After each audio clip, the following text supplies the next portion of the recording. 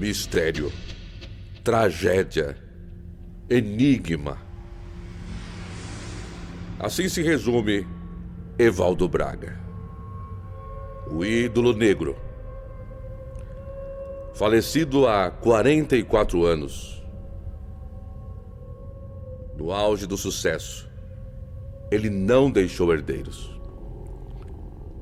Não se conhecem parentes seus, portanto, não se sabe quem embolsa o dinheiro dos seus direitos autorais. Sua trajetória artística foi curta, infelizmente. De 1930 até 31 de janeiro de 1973, quando a variante TL, em que viajava com seu empresário Paulo César Santoro e guiada por Harley Lins, o motorista recém-contratado chocou-se contra uma carreta na BR-3, no estado do Rio. Morreram os três. Eles vinham de Belo Horizonte, depois de uma apresentação. E na época, Evaldo Braga, o ídolo negro, ele fazia uma média de 70 shows por mês. Ou apresentações. Ele se apresentava 70 vezes por mês. A morte gerou uma comoção nacional.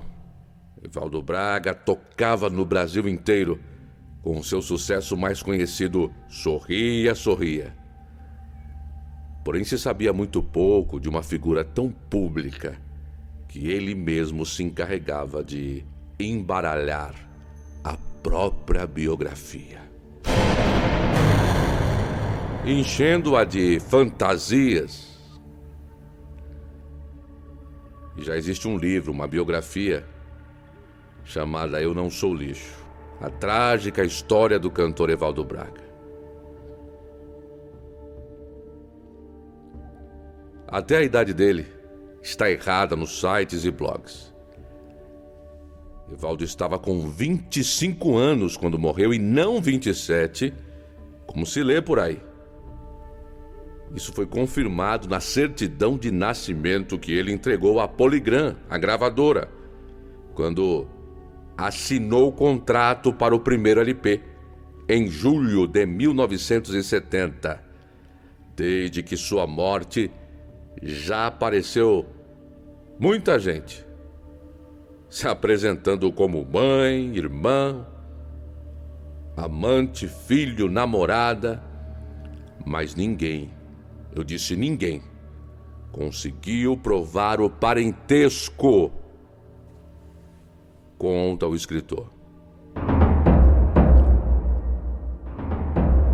A seleção brasileira tinha conquistado o tricampeonato mundial no México, pouco menos de um mês antes de Evaldo Braga ingressar no cast da mais importante gravadora do país na época. Entre os campeões estava Dario, o Dadá Maravilha, centroavante do Atlético Mineiro, colega de Evaldo Braga, do Serviço de Amparo ao Menor, o SAM, para onde foi levado depois de ser preso por furto. Estranhamente, foi exatamente Dario a última pessoa a falar por telefone com Evaldo Braga. Quando soube que ele se encontrava em Belo Horizonte, Dario ligou para o colega de infância. Estranha essa ligação, não é? Os dois não se davam muito bem no SAM. Dario chamava Evaldo de Pato Rouco e era chamado de Perna de Pau. Só conseguiu falar com ele tarde da noite. Conversaram, emocionados, e acertaram um encontro, dali a 2 dias, no Rio, para onde Dario ia se mudar, contratado pelo Flamengo. Dada soube da morte de Evaldo Braga assim que acordou na manhã seguinte.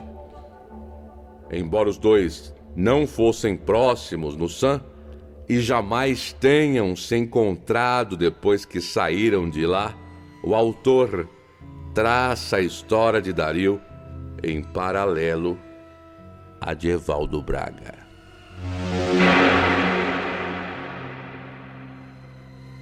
Começo falando sobre Dario. E você, ouvinte, se pergunta o que ele tem a ver com o cantor. Mais adiante, eu volto a ele.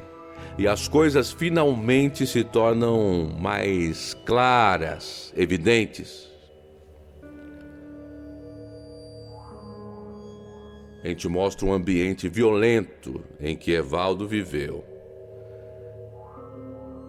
Dario me contou isso com muitos detalhes, minúcias.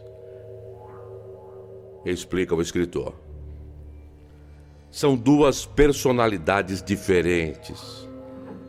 Enquanto Evaldo procurava se manter na linha, Dario fugia do SAM para cometer assaltos. Num destes, seu parceiro morreu atingido por uma bala no pescoço. Enquanto Dario não se envergonha de contar seu passado e revela, por exemplo, que testemunhou a mãe atear fogo às vestes, Evaldo Braga fantasiava. Revelou em uma entrevista ser filho de uma prostituta que o abandonou no lixo, o que o inspirou a fazer a canção Eu Não Sou Lixo. Ele foi a Campos tentar encontrar a mãe, já famoso, e um senhor o abordou na rua e contou esta coisa da prostituta. Ele assumiu esta versão. O mais provável é que ele tenha sido filho de uma empregada doméstica com um homem casado. Chegou a dizer que a mãe tinha morrido queimada, o que realmente aconteceu com Dario, explica o escritor.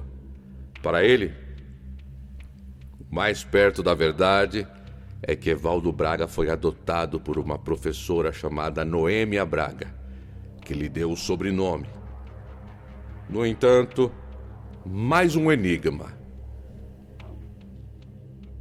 Não se sabe o motivo, mas ela o entregou ao SAM. Com um passado embaçado, Evaldo Braga ia delineando o presente, bem apessoado, desenvolto, entrou e saiu de vários empregos, mas optou, curiosamente, por ser engraxate.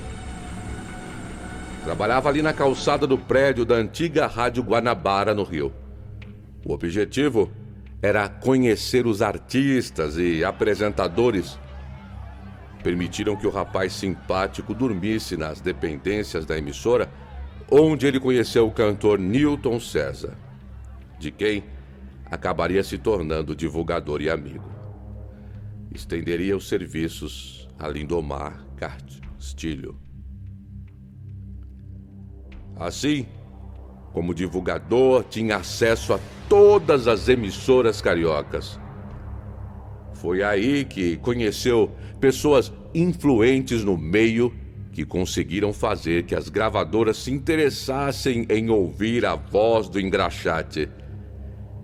Se Dario, atualmente com pouco mais de 71 anos, aparenta ter superado os traumas da infância, Evaldo Braga nunca desistiu de encontrar a mãe.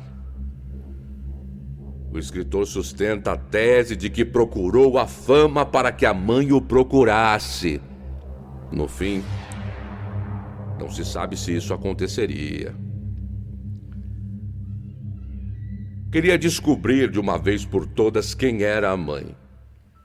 Certa tarde, teria encontrado na rua um senhor, já bem idoso, que disse ter conhecido uma mulher com as descrições que ele deu. e contou que ela era, na verdade, uma prostituta conhecida em Campos e que havia muitos anos teve uma criança e a abandonou numa cesta de lixo de uma casa de família. Esta teria reconhecido ou recolhido o recém-nascido, mas preferiu não o criar e o deixou num orfanato. Depois de uma série de detalhes que aquele homem lhe contou, não revelou quais, Evaldo disse ter saído de lá convencido de que a criança da lixeira era ele próprio. Navarro contou ainda a Araújo sobre o afilhado musical. A partir desse dia, a vida de Evaldo acabou. Terminou ali. Chegou ao fim. Segundo ele, o cantor se acostumou a chamá-lo de pai, embora a diferença de idade entre os dois fosse de apenas 15 anos. Ele, que não bebia e não fumava, depois da informação sobre sua origem, começou a beber e a fumar, que nem um louco, não parava. E um dia, chorando, disse para mim: pai, eu não sou lixo. Minha mãe não podia ter feito isso comigo. Por que ela fez isso, meu pai?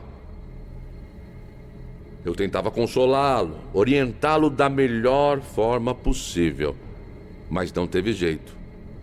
De acordo com Navarro, Evaldo dizia: eu não quero mais saber de nada, não. Eu quero morrer. Eu quero morrer. A história da mãe prostituta e da lata de lixo não seria confirmada por Newton César, uma das pessoas que mais conviveram com o jovem cantor na intimidade. Evaldo comentava alguma coisa sobre isso, mas, a bem da verdade, ele não sabia ao certo o que tinha acontecido. Ninguém sabia. Era tudo especulação, invenção. E ele absorvia tudo, acreditava no que lhe diziam e ficava arrasado durante dias. Ele sempre falava algo sobre o abandono dos pais, principalmente o fato de não ter conhecido a mãe, mas nunca se confirmou essa história do lixo. Ele não tinha certeza de nada. Talvez a gravadora pegou no ar, mas ninguém sabe. Bom, eu não sei. Só abro a boca quando eu tenho certeza.